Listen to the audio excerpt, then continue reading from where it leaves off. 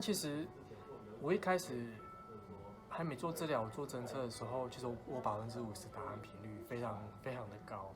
可是一直到后来，我甚至贴胶带睡，还剩下8%。其实很明显是说我应该我的舌头力量应该有变强了。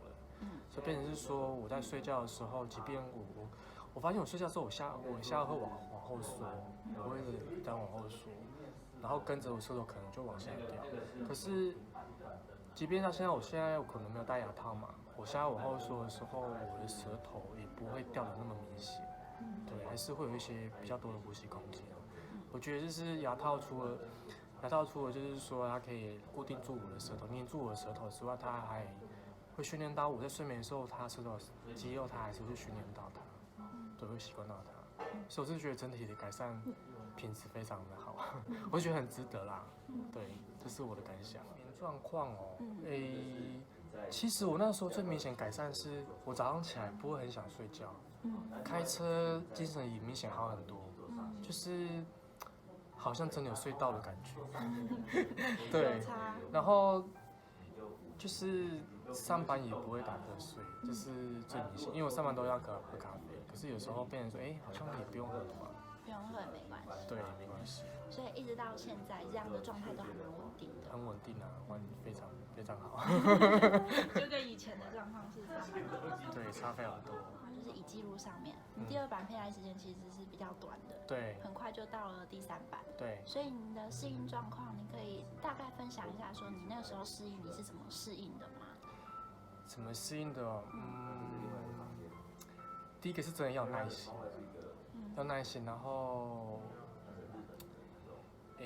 不要想太多，要专心，然后就是，其实一开始我会提前1个小时带，可是因为我工作有时候时间太忙，我可能工作、下班、运动什么的，到家可能都准备要睡觉，所以我没有时间去准备，所以我就睡觉的时候一样带着嘛，然后重点是在你的舌头，你的舌头跟你牙套相处的方式，因为一开始我就想说，那我的舌头可能要用力去顶那一根凸出来的部分，但是我后来发现，对我自己来讲，我觉得不是去顶它，我觉得是适当的把你舌头舒张开来，去完全贴住你的牙套，尽量往前伸，然后就是柔软的去把那个整个牙套包起来。然后这样的话，第一个是会减少你舌头出力，然后你就不会觉得酸，因为觉得酸就不舒服，就不想戴。而且你酸的时候，其实就是在告诉身体你有异物感。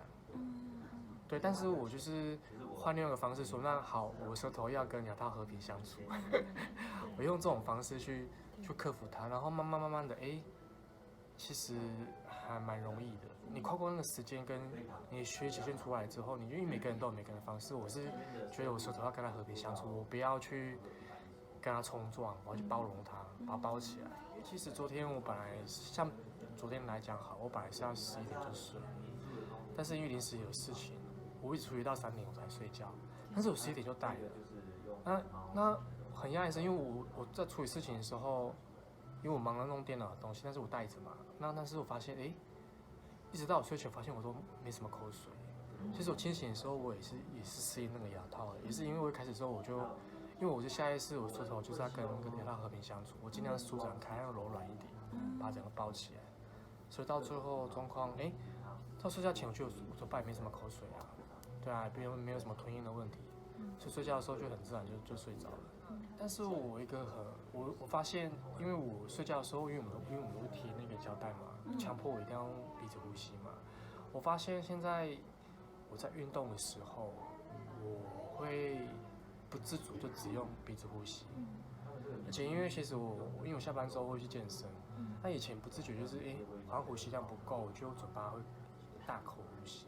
可是运动到最后，你发现一直口干舌燥，我一直想喝水，然后回家就很晚了，喝太多水，然后半夜就想尿尿，这也其实会影响睡眠品质。可是后来我发现，我运动的时候我嘴巴会闭起来，然后就是都用鼻子呼吸。可是我发现我整天下来我就水分没有像以前喝那么多。是说体力啊、耐力啊、速度度上面有什么改变吗？就是我觉得很明显是他回到正常状态，甚至是比较好的。我觉得那应该是本来就应该要有的状态。对，那可能以前因为呼吸，甚至睡眠品质不好，这些状态都表现的，我觉得有点差强人意。那现在变成说你在精神都很好的状态下，你去做运动，我去打球去比赛，我觉得睡眠是所有的那个健康最基本的。你睡眠好，其实你做什么事都会不错。睡眠你睡得好，其实你不用吃什么健康食品啊，我是觉得都不太需要。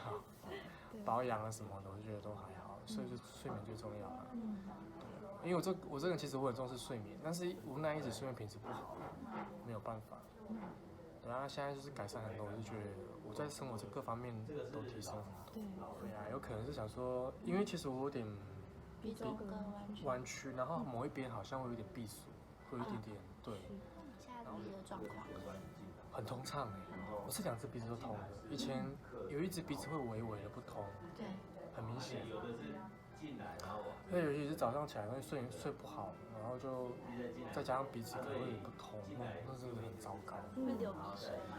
我不会流，我其实我没有过敏，我单纯只是它比较不通。对，而且就是因为它可能有点塞住的时候，会影响说我可能我打呼的时候就用嘴巴呼吸嘛，就是有点那样子状况。